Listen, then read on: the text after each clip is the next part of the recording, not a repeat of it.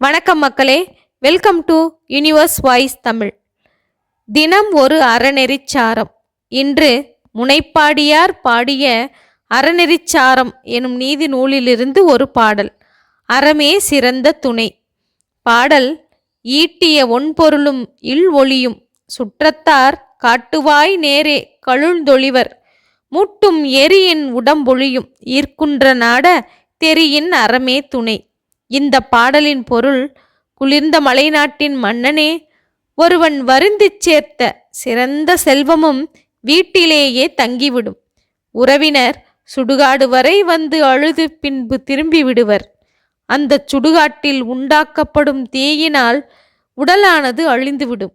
ஆதலால் ஆராய்ந்து பார்த்தால் அறமேதான் உயிர் துணையாய் வருவதாகும்.